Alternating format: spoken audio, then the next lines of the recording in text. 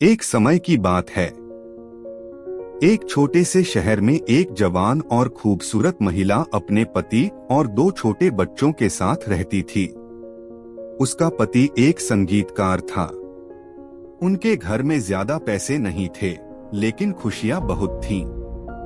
सुबह बच्चों की हंसी से घर गूंजता था, शाम को पति का मधुर संगीत वातावरण को भर देता था। वे सब साथ बैठकर सादा भोजन करते, भविष्य के सपने देखते और एक दूसरे में ही अपनी दुनिया खोज लेते थे। लेकिन किस्मत को कुछ और ही मंजूर था। एक दिन अचानक कारखाने में हुई एक भयानक दुर्घटना में उसके पति की मृत्यु हो गई। एक पल में उसका सब कुछ छिन गया। जिसने उसका हाथ थाम रखा था, वही हाथ अब हमेशा के लिए छूट चुका था। उसके जीवन में अंधेरा छा गया। रातें आंसुओं में गुजरती, दिन चिंता में कटते। दो मासूम बच्चों की जिम्मेदारी उसके कंधों पर आ गई थी। वह खुद से पूछती, मैं अब कैसे जीऊंगी? बच्चों की पढ़ाई कैसे होगी? घर कैसे चलेगा? कुछ महीनों तक वह टूट चुकी थी। लेकिन फिर एक दिन उसने आईने में खुद को देखा। उसे एहसास हुआ, उसकी जिंदगी खत्म नहीं हुई है। दो नन्ही जिंदगियां उसके साहस पर निर्भर हैं। उसने आंसू पोंछे और फैसला किया, दुख उसे परिभाषित नहीं करेगा। उसने घर बैठे कपड़े सिलने का काम शुरू किया। दिन रात मेहनत की। कम कमाई थी, लेकिन आत्मसम्मान बहुत बड़ा था। वह हर रुपए का हिसाब रखती थी।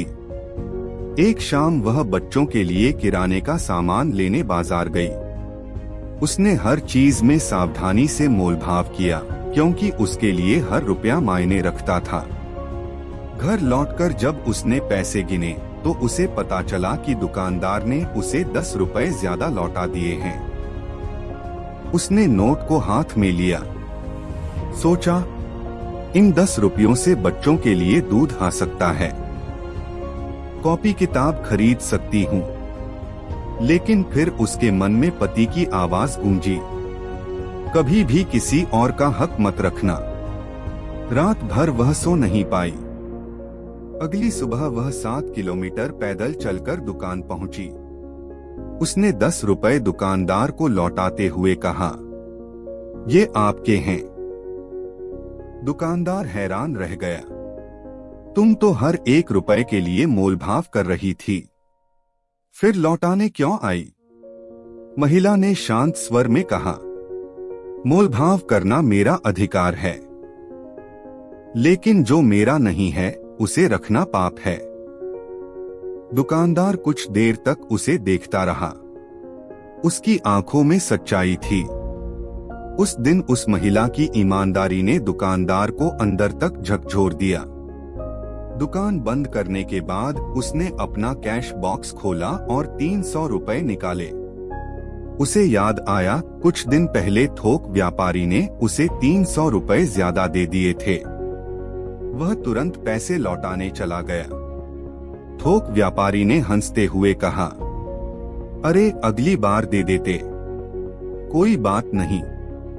लेकिन दुकानदार बोला, अगर मैं मर गया होता तो? तुम तो कभी जान भी नहीं पाते। हिसाब अभी साफ करना बेहतर है। ये शब्द थोक व्यापारी के दिल में उतर गए। उस रात उसे भी नींद नहीं आई। उसे 10 साल पुरानी बात याद आई। उसने अपने एक करीबी दोस्त से 3 लाख रुपए उधार लिए थे।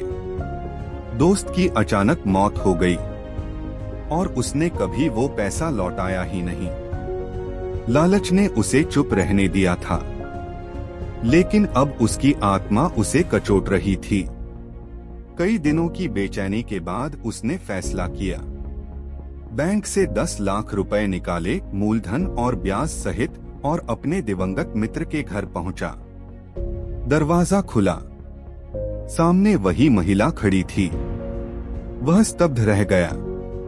उसे समझ आ गया, यही उसके दोस्त की पत्नी है। वह उसके पैरों में गिर पड़ा और बोला, आज मैं जो कुछ भी हूँ आपके पति की वजह से हूँ। ये पैसे उन्हीं के हैं। महिला की आंखों में आंसू आ गए, लेकिन इस बार ये दर्द के नहीं, राहत के आंसू थे।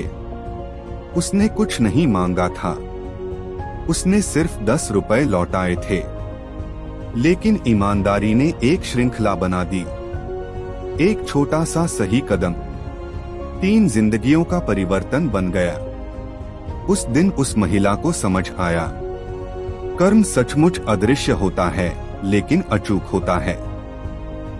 हम जो बोते हैं वही काटते हैं, कभी तुरंत, कभी सालों बाद, लेकिन परिणाम जरूर मिलता है।